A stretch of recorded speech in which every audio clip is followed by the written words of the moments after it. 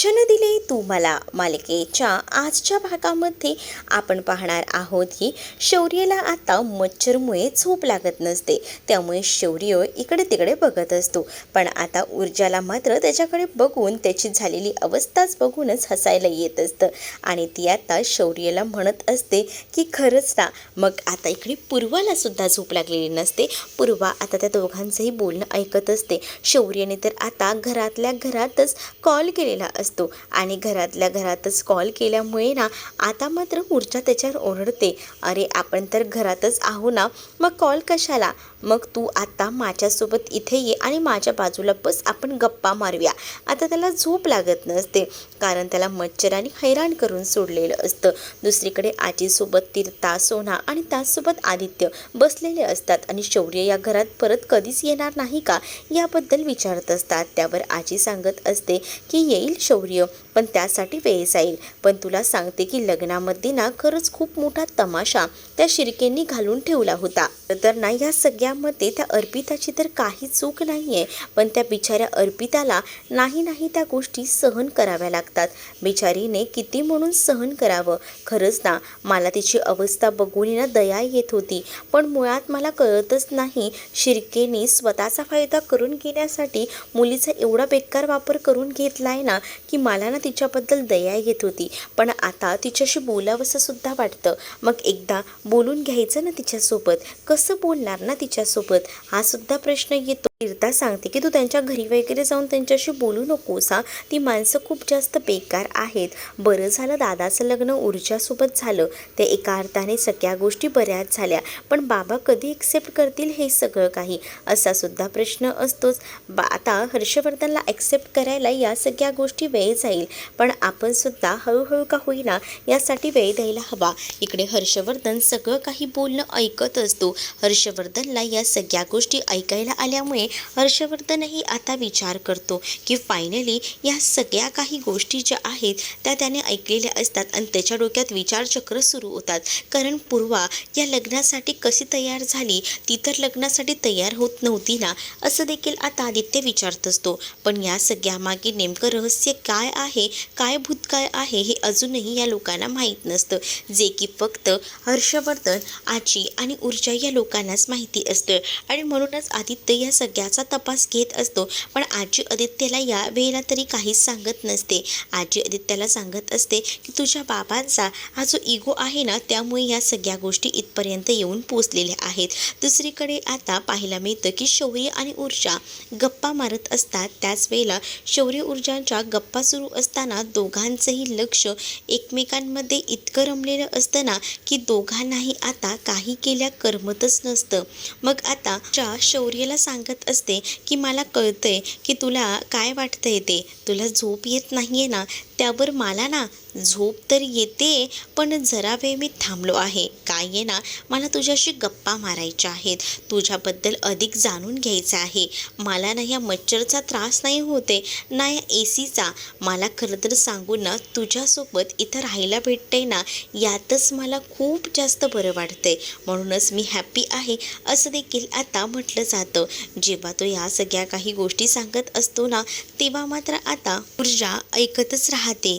मग ऊर्जाच्या डोळ्यात पाणीसुद्धा आलेलं असतं. मग आता शौर्य तिला समजावतो आणि म्हणतो की मला माहिती आहे की तुला ह्या सगळ्याचा त्रास होत असेल, पण तू नको काळजी करू, सगळ्या काही गोष्टी नीट होतील.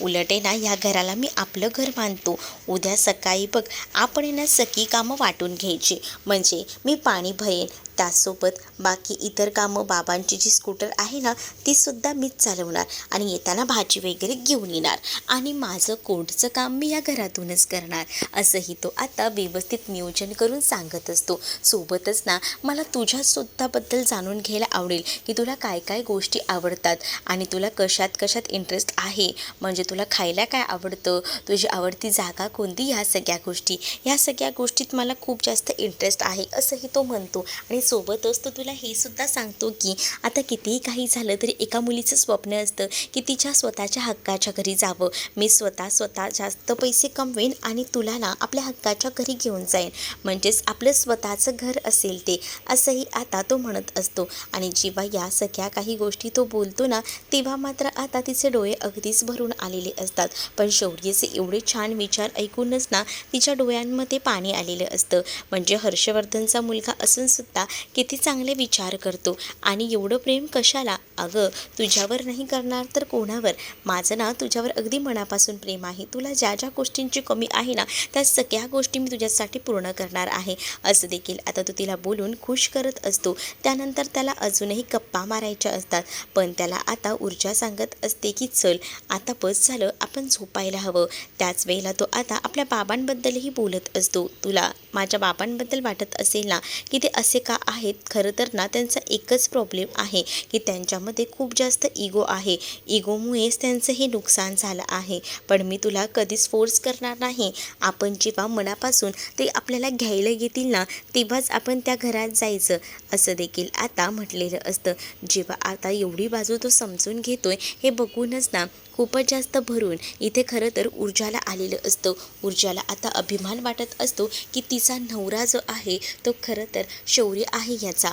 मग आता ऊर्जा म्हणत असते की चल आता आपण झोपूया, पण शौर्य काही केले ऐकत नसतो. शौर्य म्हणत असतो की थांब ना, पण आता ऊर्जा ऐकत नसते. ऊर्जा म्हणते की रात्र झाले परंतु सकाळी पूजासुद्धा आहे. ऊर्जाचा हात शौर्य पकडत असतो पण ऊर्जा ऐकत नाही. ऊर्जा म्हणत असते की आई झोपली आहे, आई उठेल आणि मग पुन्हा प्रॉब्लेम, त्यापेक्षा ना थांब आपण ना असं वेगवेगळंच राहूया, असंही आता म्हटलं जातं. दुसरीकडे हर्षवर्धनला काही केल्या झोप येत नसते. त्याला आता समोरचं चित्र आठवतं, म्हणजेच त्याला आता दिसत असतं की तिथे विजया झोपलेली आहे आणि विजया आणि घरातले इतरही लग्न झाले तर सगळा काही विषय क्लोज करून बसलेत. पण तुझं काय? तू आता ठरवलं होतंस ना की हे लग्न होऊ द्यायचं नाही, तरीसुद्धा हे लग्न झालंय. मग आता यावर तू काहीच बोलणार नाही आहेस का? असं देखील दुसरा वकील, म्हणजेच त्याच्यासमोर ना दुसरा हर्षवर्धन असतो जो की वकीलच्या कपड्यांमध्ये असतो आणि इकडे हर्षवर्धन. हा हर्षवर्धन आता आपली बाजू मांडत असतो. काही झालं ना तरी मी ह्या सगळ्या गोष्टी अशाच सोडणार नाही आहे.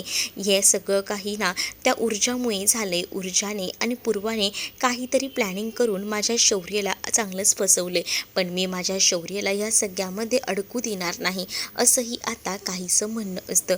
मग आता काय करायचं ठरवलं आहे?